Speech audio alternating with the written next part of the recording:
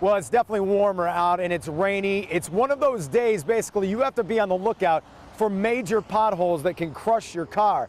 And also for the crews that are putting this patch in the ground trying to save you. There's too many. They're everywhere. Every section, you're feeling it. Ever wonder what it's like to be a tire when potholes are at their worst? Yeah, ouch. And there's a lot of pain for Metro Detroit drivers in their cars right now. That's why road crews are patching the biggest potholes. The boomers, as they call them. Even if it means having to do it again in a few days. I'm scared she's gonna hit another one. Jerry Bohannon's wife busted her tire and rim in a pothole on Garfield. If she hits another one, you can't afford it. You have to pay it with the bill money. We also checked out one of the area's worst offenders, Mound Road.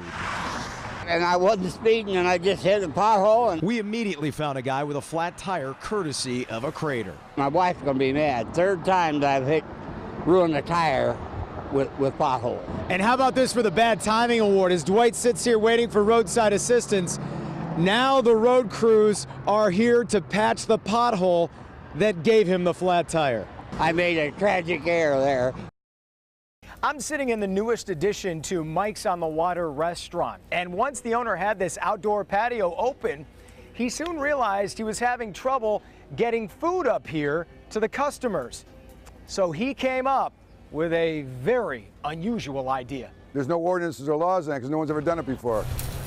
You gotta be kidding. It's sort of quirky and crazy and wacky. Only Mike could do something like this. Finally, the day has arrived that we're putting it up, but the anticipation's been huge. Unbelievable. Mike Lefevre will try anything in the name of customer service. I tried coming out with burgers and French fries and onion rings, and literally burger buns were blowing off the tray as we walked up the 16 steps, and I said, that's not going to work. So he bought a truck. We stripped it down, the gas tank's gone, the engine's gone, the transmission's gone. Turned it into a kitchen. Full kitchen. There'll be about 14 items on the menu. And now... here it goes. He's putting it on the roof. We're going up! Keep your fingers crossed! What an idea. How cool is this? Is this not bizarre? It took just 7 minutes to put this food truck in its new steel-supported perch, but the crowd that gathered that all seemed to have a special connection to the restaurant loved every second.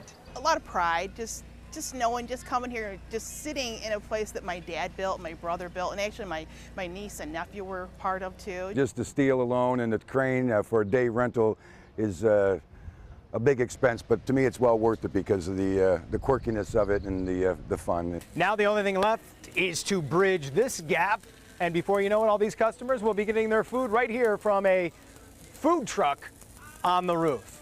In St. Clair Shores, Jason Colthorpe, Local 4. Curtis Gurley. With each name, Joseph Harden. a reminder Howard Butts.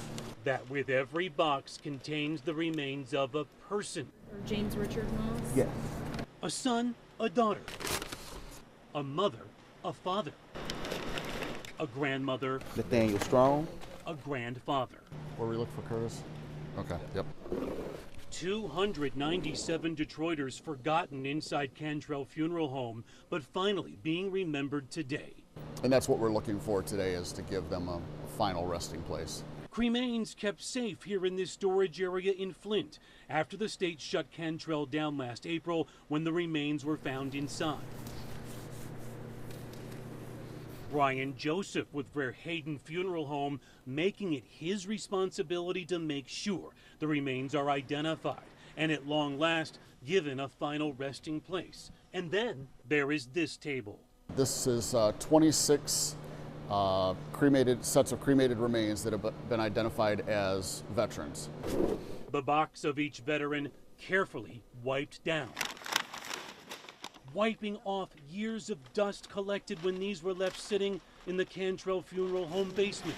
Roy Lee Hubbard. Veterans with the names Marvin Barner, Bernie Spencer, James McCoy. Veterans' remains placed with precision inside a casket to begin their final honors, finally.